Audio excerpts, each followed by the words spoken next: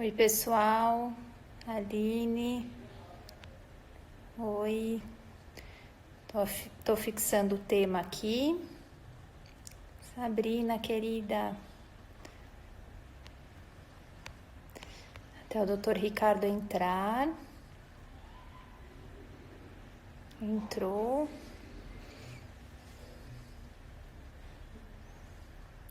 Anjo da mulher.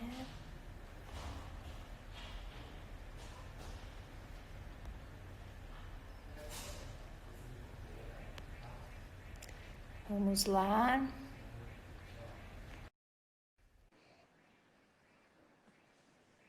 Liane. Olá, Oi, tudo bem? tudo bom? E você? Tudo. Tá dando para ouvir e ver bem? Perfeito. Aqui também tá ótimo. Muito bem. Tá claro aqui a luz, né? Até suficiente. Muito bom. Tá você está me Aqui vendo? tá, tô vendo e tô ouvindo. Tá tranquilo. Ok. Bastante gente entrando.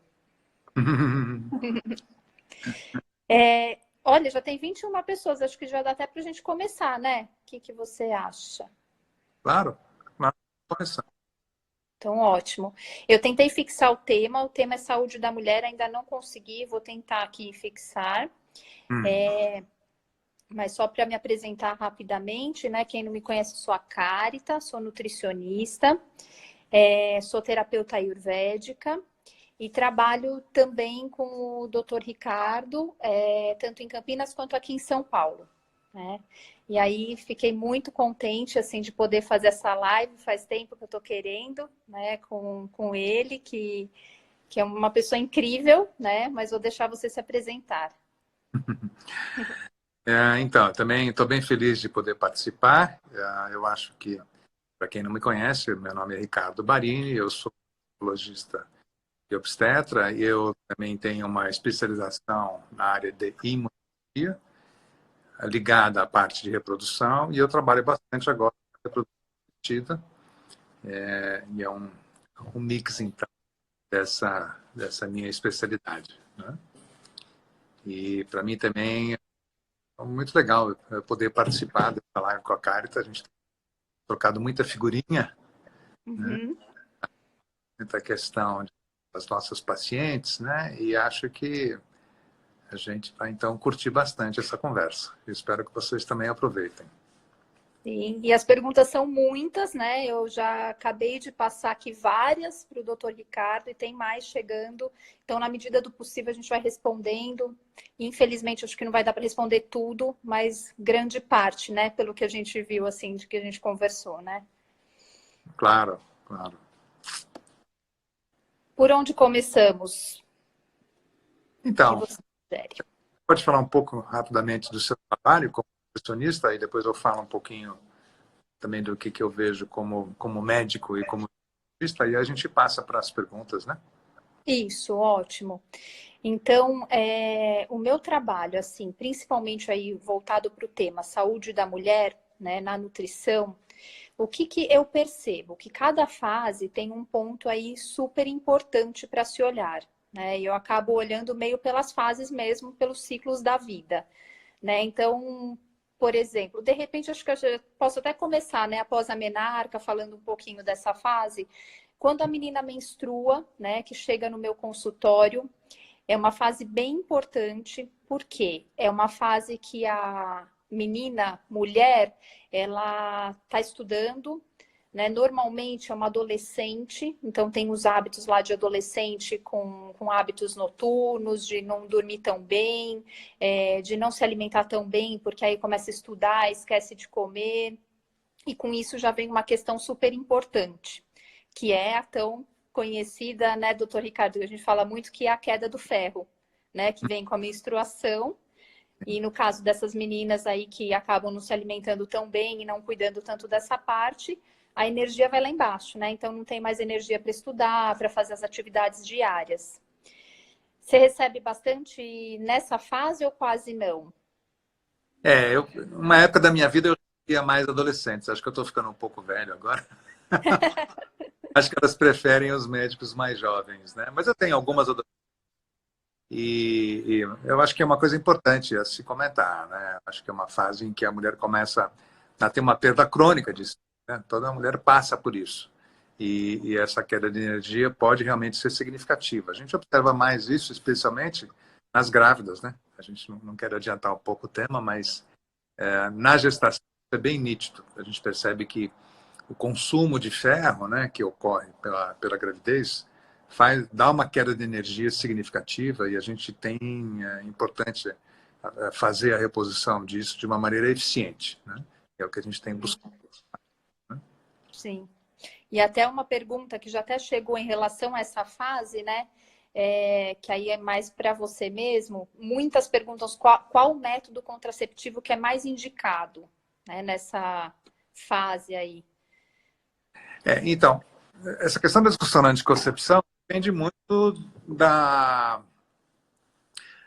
do tipo de, né, da condição e momento de vida que está a paciente e o que está buscando. Né? Normalmente, a anticoncepção mais frequentemente usada na fase da adolescência é a anticoncepção hormonal por pílula contraceptiva mesmo. Né?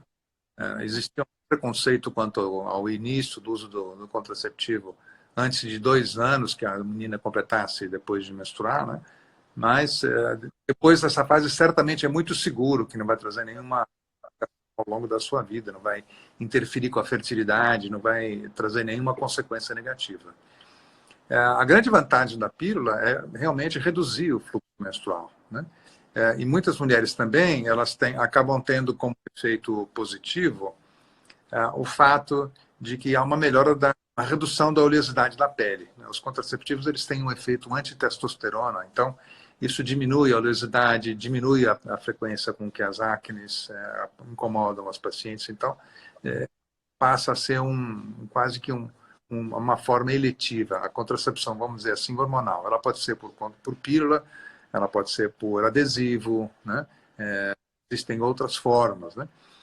A gente poderia até pensar no dispositivo intrauterino, né? Hoje em dia, inclusive, existem alguns dispositivos intrauterinos cuja grande vantagem é interromper o fluxo menstrual sem bloquear a ovulação. A mulher continua ovulando, apesar de uma pequena carga de hormônio só dentro do útero e atuando ali no endométrio, que é a parte que cobre internamente o útero, e no muco cervical, e isso então faz com que ela não menstrue. E hoje existem 2 DIUs desse tipo no mercado no Brasil. Existe o Mirena e acabou de ser outro que chama Cailina. Né? Esse eu nunca ouvi falar. É novo, então. Acabou de entrar, entrou mês passado no mercado. Né? Todo mundo pergunta, mas por que Cailina? É porque Mirena, na língua inglesa, é Mirena.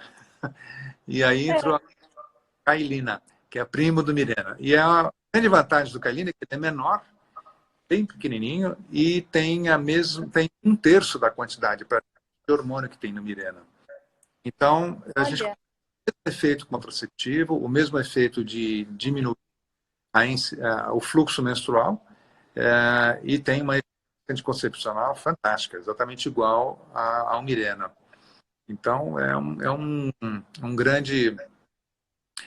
grande promessa da contracepção em qualquer fase da vida, mas especialmente para as adolescentes, acho que vai ser algo muito interessante para poder ser observado. Claro, geralmente são mulheres adolescentes que já iniciaram a vida sexual para poder fazer a colocação, a aplicação do DIU e assim. Mas, além disso, claro, tem sempre a anticoncepção de barreira, não tão eficiente, mas ele é muito importante para quem está iniciando a vida sexual, para evitar não só a gravidez indesejável, mas especialmente doenças sexualmente transmissíveis. E o HPV é o grande vilão da história atualmente, né? Então, além da AIDS e além da hepatite, né, que também tem transmissão sexual, o Covid ninguém sabe ainda se tem transmissão sexual ou não. Não se sabe ainda, né? Não. Tem alguns trabalhos que já mostraram a presença do vírus no sêmen humano, mais ou menos 15% dos homens infectados apresentam o vírus no sêmen, mas aparentemente não existe a transmissão por. Parece que a via de transmissão realmente é respiratória. Tá. então, ou digestiva. Então, por enquanto, não. Mas o pessoal que trabalha com reprodução está muito preocupado, porque não se sabe se a presença do vírus no ejaculado e manipulado no laboratório pode acabar uma disseminação do vírus laboratorial. Uhum. Entendi. Isso é E coisa para o futuro, né? Deixa eu Ah, até te perguntar, porque tem duas pacientes minhas que eu vi online, né? E que elas não perguntaram, mas eu sempre fico pensando nisso. Elas têm endometriose.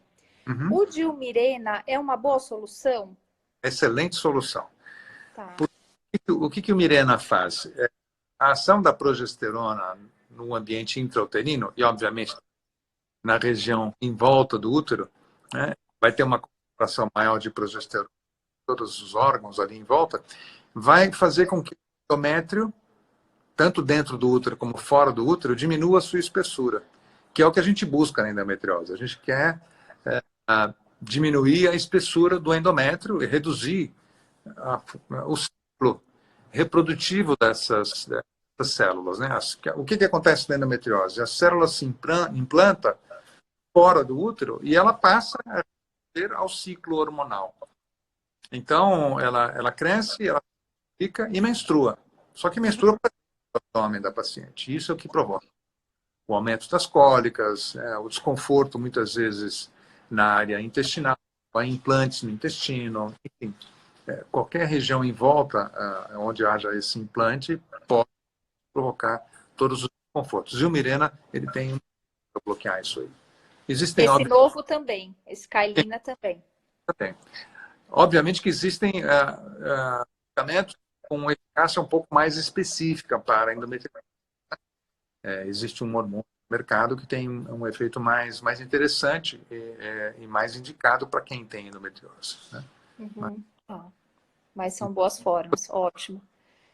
Eu tenho aqui ainda, dessa fase, uma pergunta que fizeram em relação ao DIU de cobre e deficiência de ferro. Se ele é mais indicado ou não é indicado por conta da deficiência de ferro.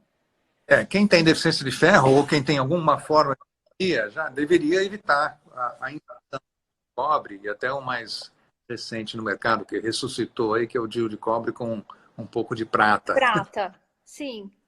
Ele não é melhor. Uma frescura, não tem nada. Bom saber.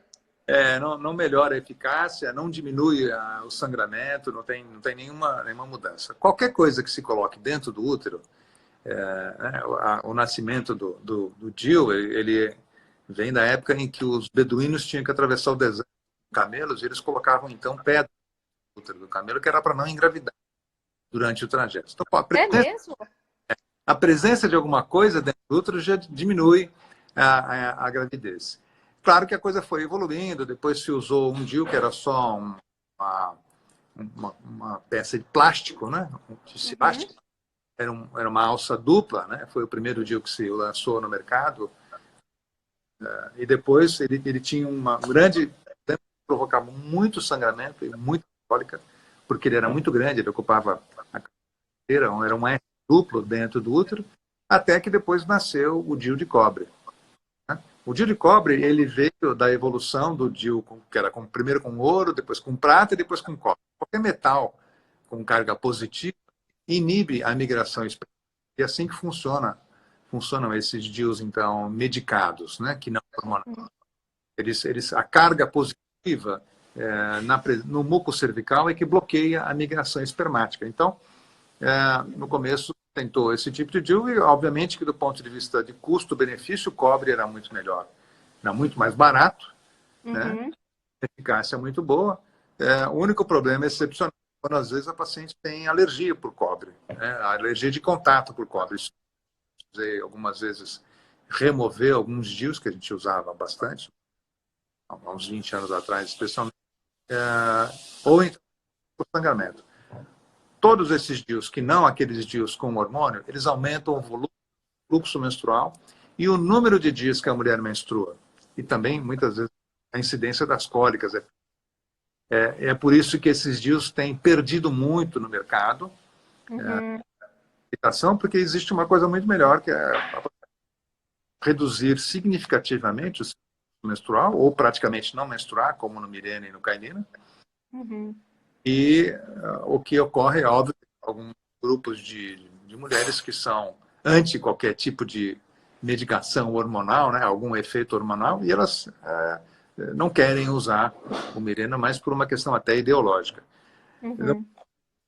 Isso é uma coisa que deve ser repensado, porque a quantidade de hormônio que existe é tão pequena que não bloqueia o ciclo menstrual. Então a mulher continua ovulando, continua É havendo todo... local, né? É só local o efeito. Não é Por isso, sistêmico como a pílula anticoncepcional. é completamente diferente. A pílula tem uma quantidade de hormônio muito maior, porque a função dela é bloquear a hipófise na produção cíclica dos hormônios. Ela bloqueia a ovulação, sim. Uhum. Sim, perfeito. Ótimo. Acho que elas ouviram. Depois eu vou conversar com elas, mas acho que foi ótimo Tá essa bom. questão, principalmente da endometriose. E tem Uhum. uma pergunta aqui que é para mim, que é: tenho candidíase de repetição. O que devo fazer em relação à alimentação? Isso também eu tenho recebido muitas mulheres com candidíase, né? E que muitas vezes o que está por trás dessa candidíase é uma síndrome fúngica, né? Tem se estudado bastante sobre síndrome fúngica. E o que a gente percebe? O que é isso, né? É uma síndrome que começa no intestino, por uma desbiose intestinal, né? Que algumas, principalmente mulheres, apresentam, né? Uma questão de constipar, ter diarreia, isso de ir e vir do intestino, desbalanceia aí as bactérias do intestino, as bactérias boas e as ruins, né? A gente tem as duas. As ruins ficam muito mais... em muito mais quantidade do que as boas, há esse desequilíbrio, e a partir daí os fungos também começam a se desequilibrar e aumentar em quantidade, mesmo a cândida, né, que a gente já tem aí no sistema. E algumas mulheres que já têm essa predisposição, aumenta aí a facilidade em desenvolver candidíase, né? Você tem bastante paciente com candidíase? Tenho. Hoje em dia tem se dado bastante importância para a questão da endometriose, não só intestinal, mas endometrial, né? Já se desenvolveram alguns testes que avaliam qual que é a microbiota e a presença de bactérias que não são acontecem lá, especialmente os lactobacilos, né? Uhum. A falta dos lactobacilos pode ser uma das coisas que provoca até dificuldade de implantação em fertilização in vitro. Então, hoje em dia, é bastante importante que a gente consiga manter um equilíbrio da flora, que vem, né, desde a flora vaginal, na flora vaginal e também na flora endometrial. Nossa, essa da endometrial realmente eu não conhecia. Essa é uma coisa que tem bastante importância. Hoje em dia, tem até alguns métodos de pesquisa que utilizam tecnologia de biologia molecular, né, para você caracterizar o tipo de bactéria. A gente não só está com a cultura, né, só para tentar explicar o que é uma coisa e o que é outra. Quando você faz uma cultura, você cultiva uma parte do endométrio ou uma parte da secreção que você quer saber se tem determinada bactéria, por exemplo, uma urina ou nasal, em qualquer que seja a secreção, você então mantém aquilo no laboratório, num meio de cultivo específico e espera que a bactéria se reproduza para você identificar através de testes, né, específicos qual que é a bactéria e então dar o diagnóstico para a especificidade daquela infecção. Hoje em dia tem se desenvolvido bastante técnicas de biologia molecular, que significa o quê? Você tentar pegar fragmentos do DNA das bactérias e através da quantificação desse DNA, dessas bactérias diferentes, você dizer se a paciente está com uma desbiose local, né? Isso é para evitar as infecções oportunistas e até para facilitar o próprio processo reprodutivo. Uhum. Agora, só uma coisinha que eu queria falar também, cara, tá? Vezes, claro que essa parte que você está colocando da desbiose é muito importante, mas o que eu tenho visto também no consultório algumas vezes, algumas mulheres que nos procuram e que a gente vê essa queixa da crise, mas também existem algumas infecções oportunistas que acabam envolvendo de algumas mulheres, e que se a gente não faz essa pesquisa específica para essas, se a gente pedir para a paciente só ir ao laboratório fazer uma cultura da secreção vaginal, não vai ser estudada a bactéria. Ou a gente faz, então, um pedido para que seja feito o estudo por biologia molecular, né, o técnico chama-se PCR, ou então a gente pede para que seja cultivado no meio para aquela bactéria. Eu estou falando especificamente de duas bactérias, chama-se Mycoplasma hominis e a outra chama-se Ureaplasma hominis. Elas não dão sintomas, elas ficam lá no colo do útero, promovem uma inflamação, promovem uma irritaçãozinha e pumba, aparece a candidíase como oportunista. E essas pacientes ficam tratando, e enquanto não trata essa outra infecção, você não consegue equilibrar a flora. Às vezes, não só consertar a biose do ponto de vista alimentar, mas também investigar localmente se não existe alguma coisa mais específica levando a esse tipo de problema. Bem interessante, é como se a candidíase fosse uma consequência, né, de algo primário que ocorreu antes. Bem interessante. Bem... E aí tem que fazer um estudo certo, né, e não ficar aí medicando. E essas, como elas têm transmissão sexual, é importante tratar o casal, né? Então, às vezes, quando o homem, quer dizer, a mulher tem, sempre o parceiro. Porque mesmo que ele não tenha sintoma, que ele não tenha nada, ele funciona inteiro, né? Então, fica aquele ping-pong. Você trata um, não trata o outro, e a coisa fica voltando toda hora, né? Tem que tratar os dois sempre, né? Com candidíase. Sim. As tem que tratar os dois. Da parte alimentar, o que eu posso dizer, assim, que faz grande diferença, né? Que realmente melhora muito os sintomas, tipo, não consumir açúcar, né? E nessa fase, a mulher tem muita vontade de comer açúcar quando está com candidíase, então retirar o açúcar mesmo. A farinha branca também piora muito os sintomas, e as frutas ácidas também. Então, isso é o que eu vejo que realmente piora. Né? O restante, algumas pessoas tiram isso, tiram aquilo, não faz tanta diferença, mas açúcar, farinha branca e frutas ácidas faz bastante. E a suplementação com probióticos? Probiótico, é bem interessante essa pergunta, porque tem pacientes que pioram com probiótico em alguma fase da candidíase. Aumentam muito, prolifera muito gases, aumentam muito. E aí elas pioram. Então, tem que retirar o probiótico, entrar com a glutamina. A glutamina dá uma ajustada intestinal mesmo, para depois conseguir usar o probiótico. É como se a flora não tivesse nem propícia para receber a bactéria boa. A gente precisa ajustar primeiro, tirando o açúcar, tirando as frutas ácidas, colocando a glutamina, que é um aminoácido específico, aí que ele tem uma função intestinal bem importante, e depois, numa segunda etapa, entrar com o probiótico. E algumas pessoas ficam entrando com probiótico logo no início e piora muito, os sintomas pioram. É interessante isso, né? Então tem a fase certa também de entrar com probiótico. Existe uma proposta de se usar lactobacilos por via vaginal, né? Existe todo um preparo uma composição específica, né, dos lactobacilos aí para fazer aplicação na forma de óvulos vaginais para tentar recuperar a flora, né? Desbiose vaginal aí. Sim. Você tem bons resultados com esses óvulos ou não? Tem uma boa melhora. Tá. Essa sintomatologia também.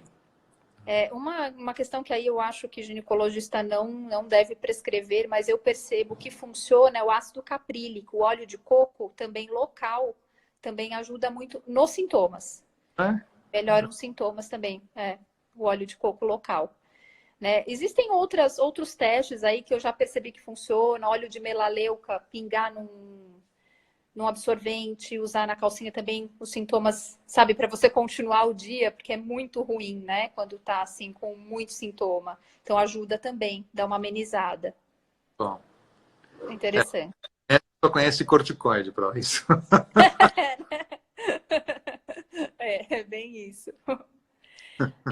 Então, ó, eu acho que eu vou passar para a gestação, porque senão nem sei se a gente vai conseguir chegar na menopausa, né? Mas vamos para a gestação.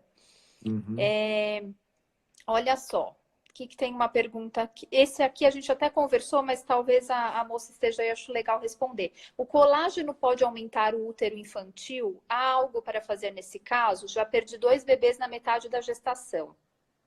Olha, geralmente o útero infantil, ele tem dois mecanismos para promover a interrupção da gravidez. Um deles é o tamanho da própria cavidade uterina, que ela é muito pequena, e acaba, então, promovendo um aumento da contratividade do útero, e isso é que faz interromper a gravidez precocemente. A outra coisa é que, às vezes, não é só o fato de ter o útero infantil, mas de ter o útero com o colo do útero insuficiente. Então, às vezes, um procedimento de cerclagem consegue diminuir a incidência de perda. Mas tem que ser visto com cuidado também qualquer técnica utilizada, porque o que acontece? Esses úteros infantis, eles têm um tamanho de colo do útero que a gente consegue identificar no exame ginecológico muito curto. Então, a cerclagem tradicional, que é feita por via vaginal, nem sempre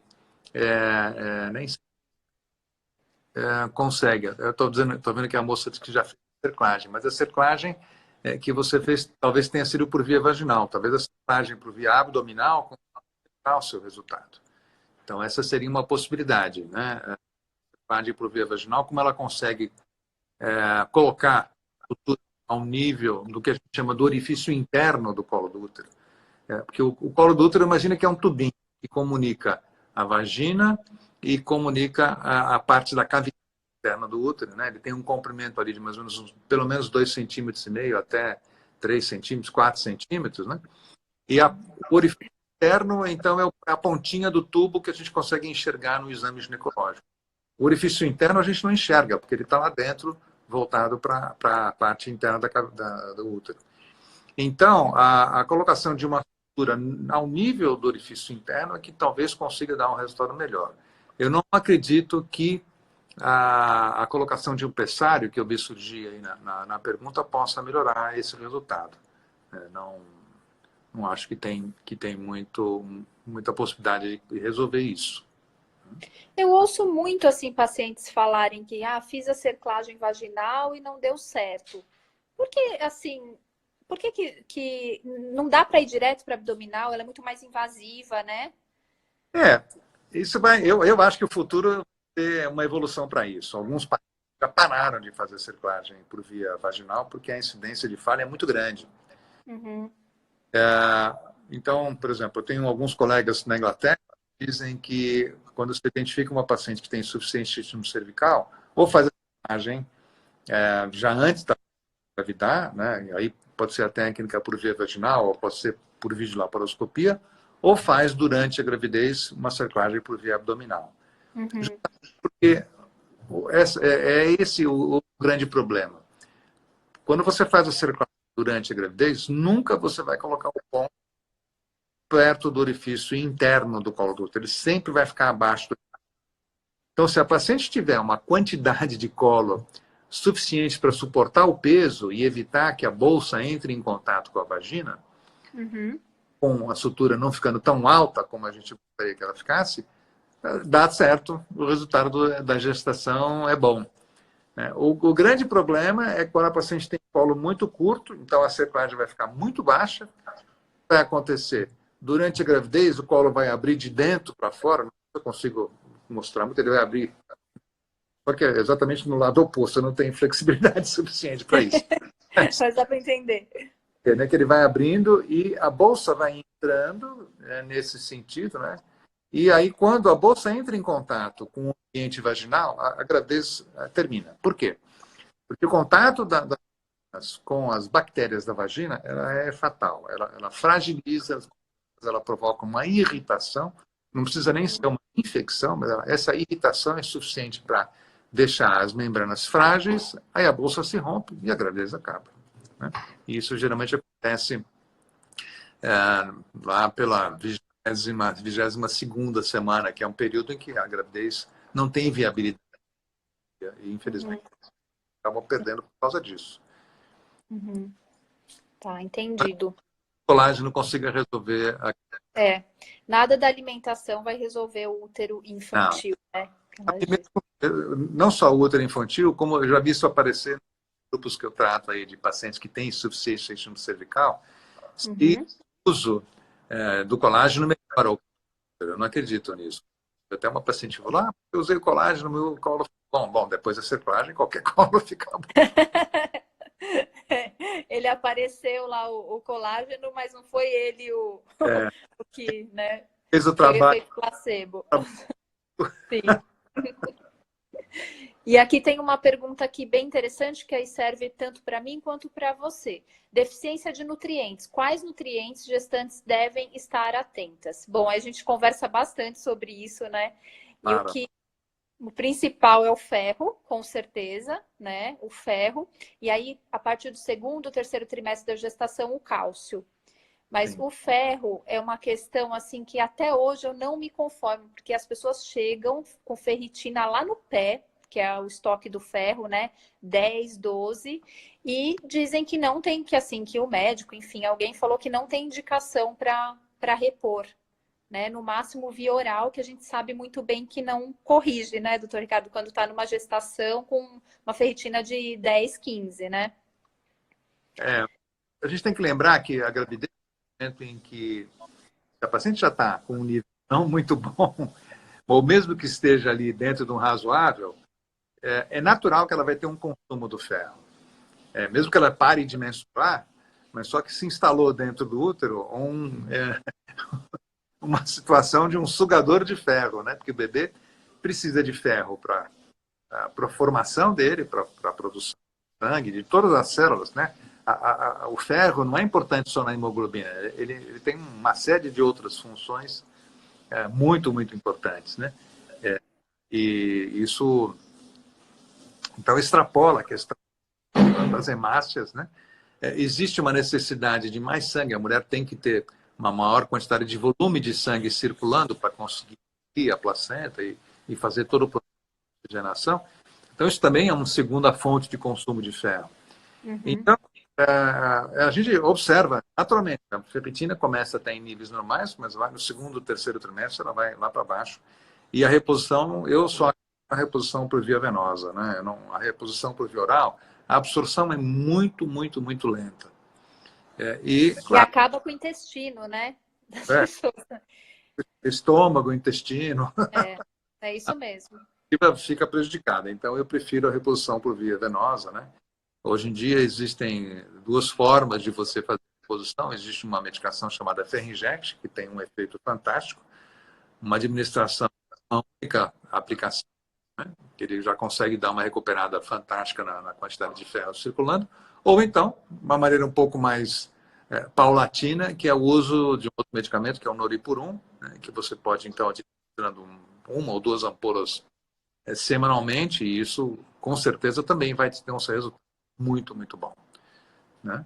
O problema é que o Ferrinject tem um custo muito mais alto do Ele é que bem mais alto, né, o custo dele. o Noripurum, mas em termos de resultado, tanto um quanto o outro. Você falou do ferro, mas acho importante a gente falar também do ácido fólico. Né? Uhum. Não só alimentar, mas o ácido fólico no sentido da prevenção durante a gravidez. E é importante, apesar de que hoje em dia já se sabe que tem uma suplementação de ácido fólico, né? Um enriquecimento de vários alimentos, né? Todas as farinhas têm ácido fólico. Sim. E a própria dieta do brasileiro, por pior que seja, um pouco de verdura, um pouco de frutas aí que né, já tem um suprimento bastante significativo de ácido fólico. Só que a gente tem que lembrar que pelo menos um terço da nossa população tem a presença de alguns fatores genéticos que dificultam a metabolização do ácido fólico. As pessoas às vezes confundem um pouco isso. Existe uma enzima que nós temos no nosso organismo que se chama metileno tetrahidrofolato redutase. A gente até chama de MTHFR para não ficar esse nome. Quem é portador dessas mutações nessa enzima, não é que ela tem dificuldade de absorver o ácido fólico, ela absorve o ácido fólico. Só que o fólico não é o elemento que funciona ativamente dentro das nossas células no processo de divisão celular. Então, o recomendado é que a paciente o metilfolato, porque o metilfolato é o elemento. Então, e aí, tanto para quem tem, para quem não tem essa mutação, é muito mais prático você tomar o metilfolato, porque ele já é o elemento que vai ter a ação intracelular e vai participar dos processos de divisão celular, diminuindo, então, os riscos de alterações do bebê, especialmente defeitos do tubo neural.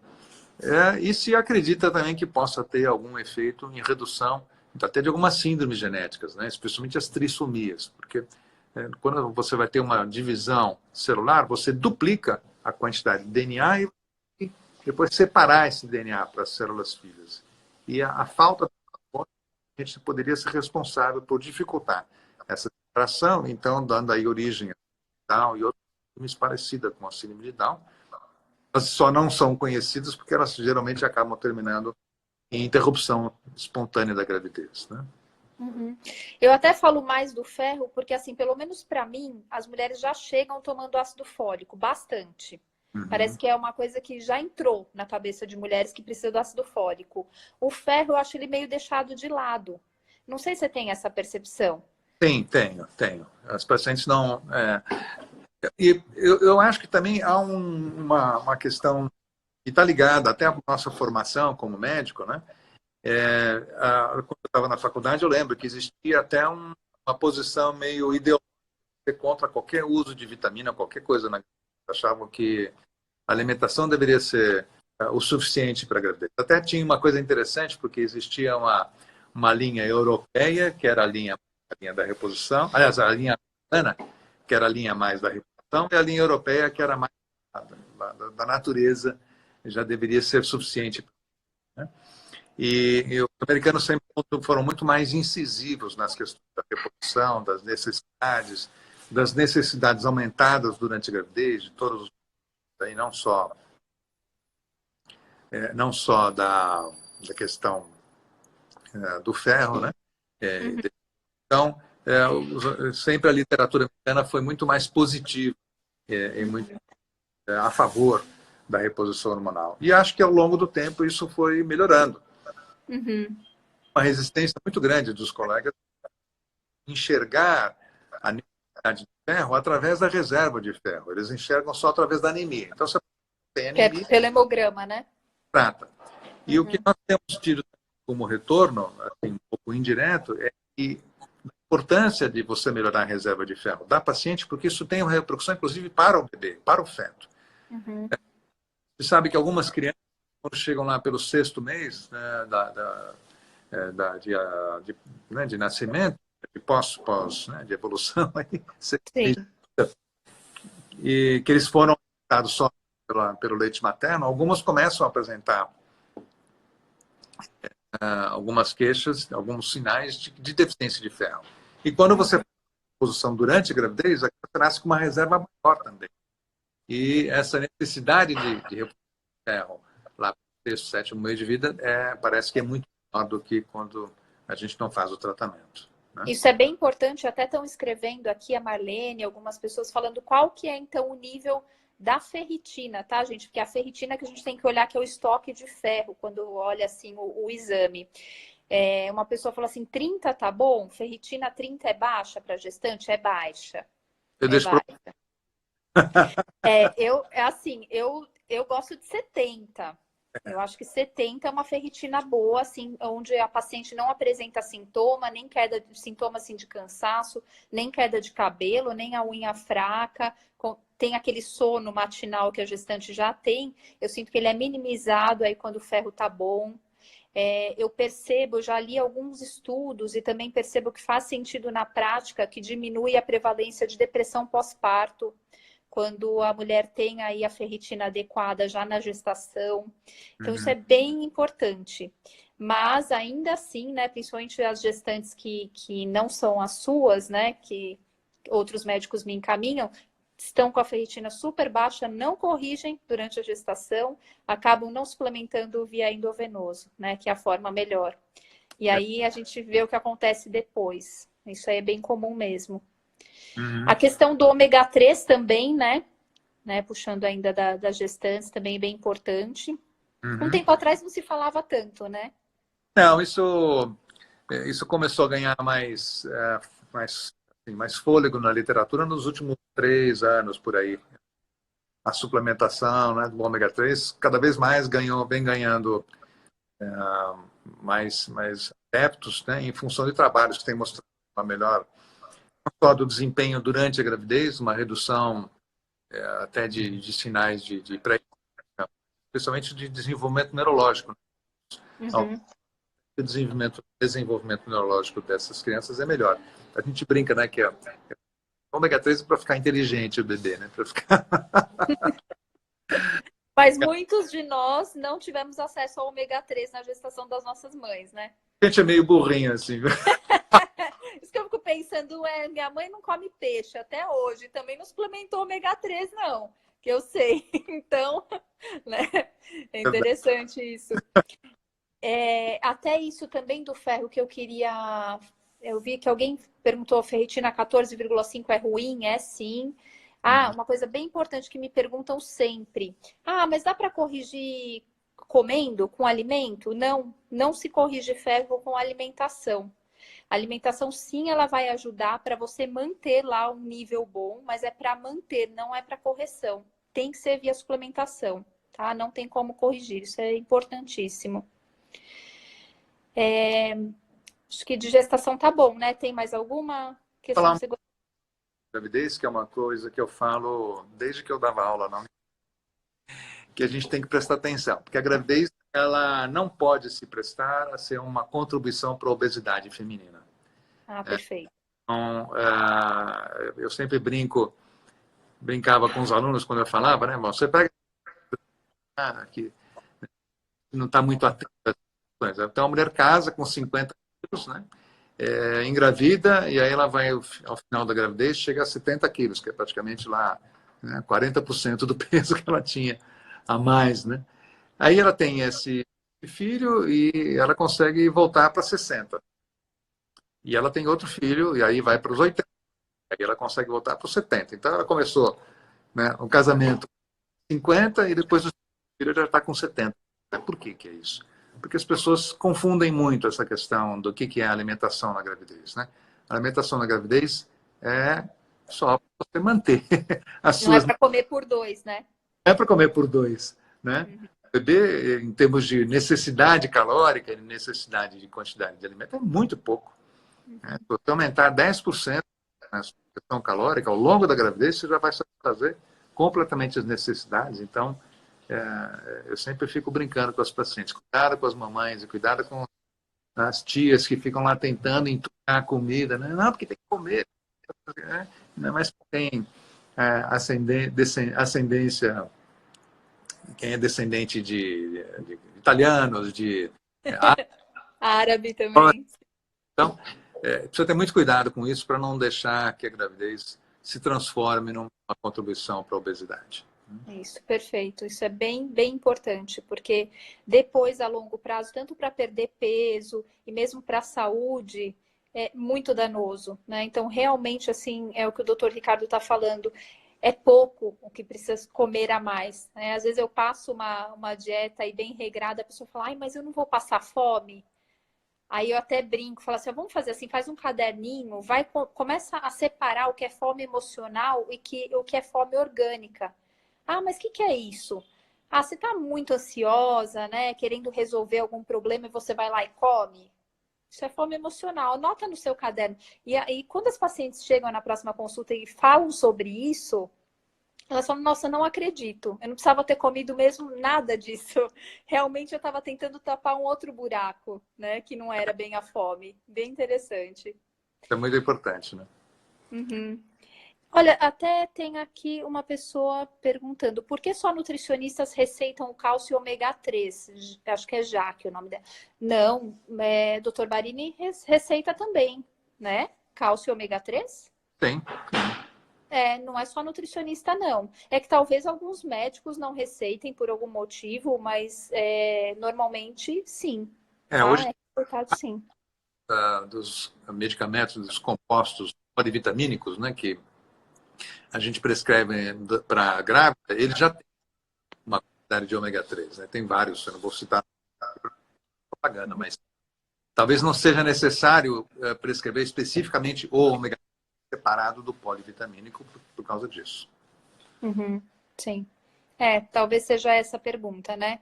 Em alguns casos a gente acaba colocando cálcio a mais, dependendo do polivitamínico, né? E da fase da gestação também. Aham. Eu ponho a mais, sim. Uhum. Podemos ir para mulheres a partir de 40? Vamos logo, senão nós já Né? estamos... Eu tô morrendo de dó porque tem tanta pergunta boa, mas a gente não está conseguindo responder. Então, eu peço desculpa para vocês, porque realmente, assim, estão várias perguntas super interessantes, a gente deixa para uma próxima. Fazer Depois vai outra. ficar gravado, aí eu vou tentar ler e Uhum. escrever as perguntas. Então, olha só. Mulheres a partir de 40 anos, tá? 40 anos não gestantes até antes da menopausa. Sintomas de queda hormonal, baixa libido, cansaço, insônia, mas não estou na menopausa ainda. O que fazer? Acho que muita gente está perguntando se já pode fazer reposição hormonal sem estar realmente na menopausa. Eu vi É, muitas perguntas desse tipo. eu sou um adepto da reposição hormonal, né? Eu acho que ela é uma coisa muito importante. Ela oferece uma qualidade de vida completamente diferente para as mulheres que fazem reposição do que aquelas que não fazem reposição. E quando começam a surgir esses sintomas, né, provavelmente já vai estar existindo uma baixa da produção da testosterona, né? É a testosterona que tem essa característica. E durante muito tempo a testosterona foi tida como o hormônio dos homens, né? O hormônio masculino, né? E absolutamente isso não é verdade. Eu tenho visto vários autores que trabalham bastante com essa linha da reposição hormonal com testosterona e que apresenta uma série enorme de vantagens, porque a, o grande receio que as mulheres têm quando se fala de reposição hormonal está ligado ao uso do estrógeno, porque o estrógeno tem o potencial de aumentar esse mama. Então, as mulheres que têm, né, de qualquer alteração mamária, eu acho que eu vi até alguma pergunta sobre displasia mamária e reposição, Isso. o estrógeno tenderia a piorar. Então, a nossa tendência é tentar adequar a quantidade de testosterona que cada uma dessas pessoas precisa. Claro que não se pode exagerar, a dose vai provocar fenômenos masculinizantes, então, crescimento de barba, bigode, né? Até às vezes queda de cabelo, significativo. Mas as grandes vantagens da testosterona são, especialmente, primeiro, uma melhora da disposição física, né? Uhum. A disposição emocional também melhora, melhora do sono, né? Da mudança da massa muscular, redução da massa gorda e aumento da massa magra, tem um shift importante que se associa à testosterona.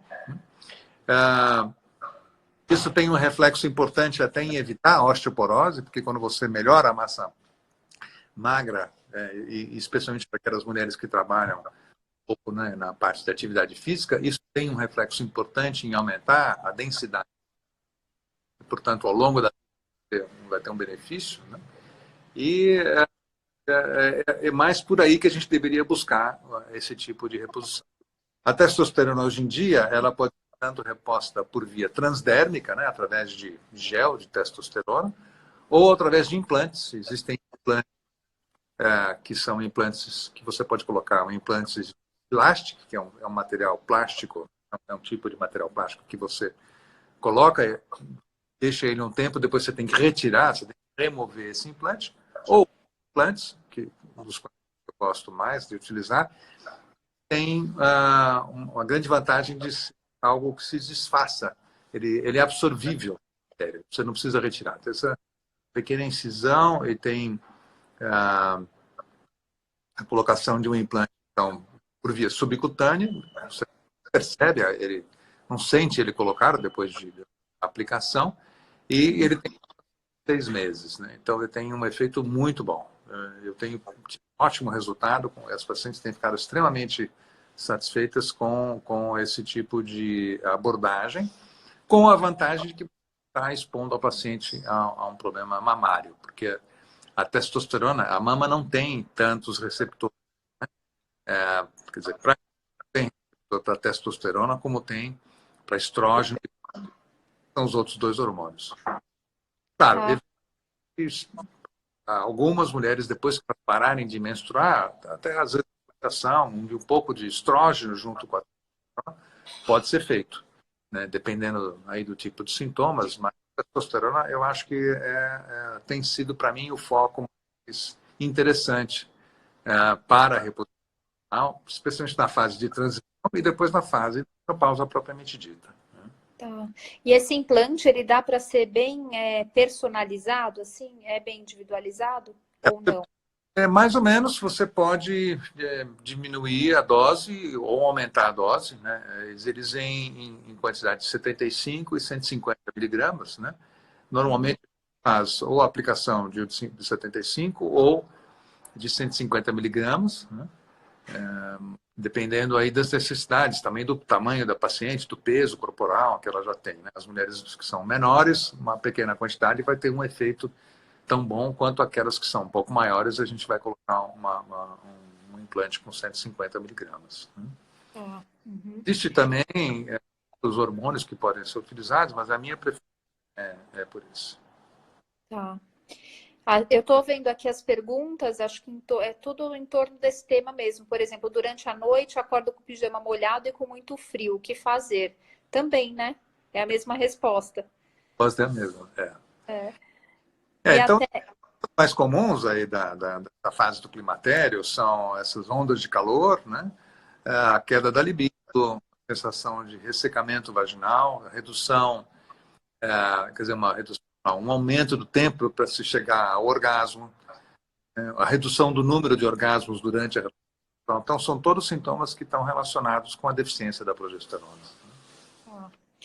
Até fazendo assim um link com a alimentação, porque muitas pessoas me perguntaram, né, como assim amenizar os sintomas com alimentação, se isso é possível. E tá? Primeira coisa é aquilo que já todo mundo sabe, mas eu vou repetir, né? Quanto mais fresca for sua alimentação, né, baseada em frutas, em legumes, em cereais integrais, em feijão, melhor, tá? Então, quanto mais fresco e menos industrializado, os sintomas eles são minimizados, tá? Com uma alimentação melhor. Água, né? O que eu percebo? Muitas mulheres depois de 40 anos, tem uma queixa, começa a me dizer assim, mas é porque se eu ficar bebendo muita água, eu vou toda hora no banheiro, eu preciso ficar urinando, então eu paro de beber água. Aí eu vejo no exame de sangue que a pessoa está desidratada, né? Então, isso é super importante, gente, não parem de beber água. Parem para ir no banheiro quantas vezes for necessário, tá?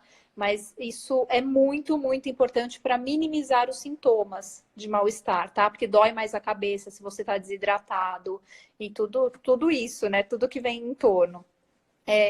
Tem alguns aspectos específicos que aí vocês podem até, eu fiz um post relacionado a isso, que eu relaciono a menopausa com a Ayurveda, tá? Então, alguns sintomas específicos, vamos supor, quem tem muito calor noturno, tem que evitar alimentos picantes, porque eles pioram, né? Até o gengibre pioram esses calores, a pimenta. Então, dependendo do sintoma, que são muitos, e aí eu até listei, vocês olhem no post, dá para minimizar também os sintomas com uma alimentação correta, tá? Isso é bem importante. Uhum. Vamos ver aqui, que eu estou preocupada com o tempo, faltam 7 minutos. Deixa eu só falar uma coisinha. Eu estou vendo que está aparecendo muita gente perguntando sobre cerclagem. Só programando eventualmente uma outra sexta-feira. Então a gente vai poder falar mais especificamente sobre as questões de cerclagem, sobre abortamento, as coisas também sobre abortamento que eu estou vendo por aí, né? Tá. Depois me passa certinho até para eu divulgar para as pessoas também onde vai ser. Sexta que vem, é isso? Sexta que vem, isso. Acho que às 2 horas. Tá, então eu vi bastante pergunta aí mesmo. São pacientes e conhecidas suas. Tá.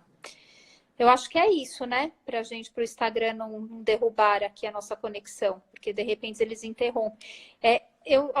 Uma pessoa escreveu que estava travando muito. Eu espero que não esteja para todo mundo. Eu estou ouvindo bem. Você me ouviu bem, Ricardo? Durante Não, não tem problema não. É engraçado, vai ouvir a gravação, aí percebo uma tendência para atraso. Pode ser que algumas pessoas já estejam pegando esse atraso ao vivo, mas ao vivo entre nós não estou percebendo. Tá. Não, aqui tá normal. Ah, é uma pena, foi uma pessoa só que escreveu. Uhum. Mas tá bom, agradeço muito. Depois acho que nós teremos que complementar, porque eu já vi várias perguntas aí que não foram respondidas até da minha parte, mas Aham. aí mais para frente a gente pode marcar uma outra live e falar sobre tudo que faltou. Mas deixa eu só aproveitar, ainda temos aí 5 minutos, pelo que eu estou. Sim, Eu costumo brincar com os pacientes no consultório de uma coisa que eu gosto de repetir e vou perder a oportunidade de repetir. E a gente deve entender a vida da gente num planejamento de saúde também, né? Todo mundo tem vários planejamentos aí de aposentadoria, planejamento de carreira, planejamento. E a gente deve pensar um pouco como é que a gente vai viver quando a gente tiver 50, quando a gente tiver 60, 70, 80 anos de idade, né? E a importância que tenha tanto a questão da alimentação, a questão da atividade física, né? A combinação dessas duas coisas como e até a inclusão dos bons hábitos de vida, não querendo ser só politicamente correto, né? A gente diminuir né, o uso de álcool, especialmente o uso de fumo, né? O cigarro como um pilão muito importante para interromper a vida das pessoas precocemente, especialmente tirar a qualidade de vida, né?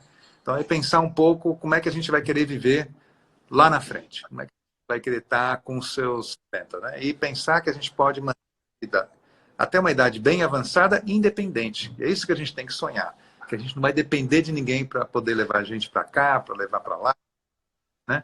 Para fazer nada. perfeito, É isso que a gente tem que perfeito. pôr como planejamento para a vida. E acho que a alimentação é fundamental para você se manter bem, né? Evitar os excessos, né? E nem a obesidade, e nem a magreza excessiva, né? Procurar o termo. E a atividade física ajuda a gente a manter a nossa estrutura ao longo da vida, né? Sim. Aliás, sábado que vem eu vou fazer uma live com o Fabrício, personal trainer, justamente para falar sobre essa importância da atividade física. É que nosso público, pelo menos as pessoas que eu conheço, é bem isso, a gente conversar sobre obesidade. Eu tenho um público que é o contrário, né? Porque são os mais jovens, assim, adolescentes. Uhum, O transtorno alimentar também está muito presente, né? claro. Aí Uhum, também tem essa questão da anorexia, de transtorno para bulimia, uhum. enfim, mas esse público é bem essa linha mesmo da saúde e manter um bom peso para conseguir viver bem e bastante, né? Não, porque isso tem repercussões, inclusive, na fertilidade, né? A Sim. gente sabe que a obesidade tem uma implicação na redução da fertilidade, tem um aumento na incidência de complicações na gravidez, aumento na incidência de abortamentos também, tem essa linha de trabalho que é de aborto. Tá? Nós temos até um trabalho de revisão, está lá no site, se alguém quiser dar uma olhada, né? Uma revisão sistemática falando sobre abortamento e obesidade. Então, acho que é interessante para todo mundo poder dar uma lida sobre isso. Uhum. E esse Perfeito. livro que eu vi que o pessoal está comentando, tem um livro que vai ser lançado futuramente, e a gente vai programar uma live para isso, depois a gente divulga também. É um livro que fala sobre perdas gestacionais, que eu escrevi junto com mais 2 colegas, né? O Marcelo e o Manuel. Manuel Sarno e Marcelo Cavalcante. Na verdade, eles que escreveram uma boa parte, a gente ajudou a organizar, tem vários autores internacionais que participam também, é um livro que está bem legal. Como chama o livro? Perdas gestacionais. Perdas gestacionais, ótimo. Bom. Então, pessoal, muito obrigada aí por tudo, pela presença, pelas perguntas. Obrigada, doutor Ricardo, também aí pela presença de sempre, como profissional na vida. Tá ótimo. Foi muito bom. Vamos programar outro, que acho que a gente vai ter Vamos, que conversar ainda. perfeito, vamos sim. Um beijo, viu? Beijo a todos. Até. Até. Tchau, tchau.